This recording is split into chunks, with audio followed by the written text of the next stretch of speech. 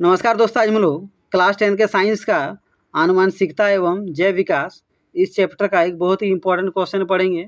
इससे रिलेटेड परीक्षा में क्वेश्चन आते ही आते हैं। तो देखिए क्वेश्चन नंबर 6 है, समजात अंग एवं समरूप अंगों को उदाहरण देकर समझाइए। यानी आपसे क्वेश्चन पूछ रहा है कि समजात अंग किसे कहते हैं और समरूप अंग किसे कहते हैं, उदाहरण देकर समझाना है। तो चलिए सबसे पहले समजात अंग के बारे में जानते हैं। विभिन्न जीवों के ऐसे अंग जिसकी उत्पत्ति और संरचना एक समान लेकिन कार्य भिन्न भिन्न हो, समजात अंग कहलाता है। यानी विभिन्न प्रकार के जीव जंतुओं के ऐसे अंग जिसकी उत्पत्ति और संरचना तो एक जैसा होता है, यानी उत्पत्ति भी एक स्थान से होती है और संरचना भी एक ही जैसा होता है, लेकिन उनके कार्य अलग अलग होते हैं। तो आपको याद रखना है इसमें कि उत्पत्ति और संरचना एक समान लेकिन कार्य अलग अलग भिन्न भिन्न, तो उसे ही समजात अंग कहते हैं। जैसे मेढक, पक्षी, मनुष्य के अग्रपाद आदि। तो मेढक का अग्रपाद मीन्स क्या होता है, आगे वाला पैर।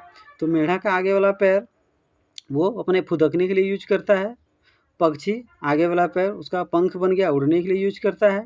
और मनुष्य का अग्रपाद वो हमारा हाथ बन गया है। मेढक के आगे वाला पैर, पक्षी के आगे वाला पैर, मनुष्य के आगे वाला पैर, उत्पत्ति तो एक ही स्थान से हुई लेकिन इन अंग का कार्य अलग अलग है। अब आगे देखते हैं समरूप अंग किसे कहते हैं। ऐसे अंग जिसका कार्य एक समान लेकिन उत्पत्ति भिन्न भिन्न हो, समरूप अंग कहलाता है। जैसे कीट, पक्षी के पंख। तो यहाँ बता रहा है कि ऐसा अंग जिसका काम एक जैसा होता है लेकिन उसका उत्पत्ति अलग अलग हुआ है। तो जैसे कीट और पक्षी के पंख, तो इसका काम तो एक जैसा है, यानी कीट भी अपने पंख से उड़ते हैं, पक्षी भी अपने पंख से उड़ते हैं, लेकिन इसका जो उत्पत्ति हुआ है अलग अलग स्थानों में हुआ है। तो समजात अंग और समरूप अंग एक दूसरे का विपरीत माना जाता है। तो देखिए इसमें क्या है, समजात अंग में क्या है, उत्पत्ति और संरचना एक समान लेकिन कार्य अलग अलग है, भिन्न भिन्न है।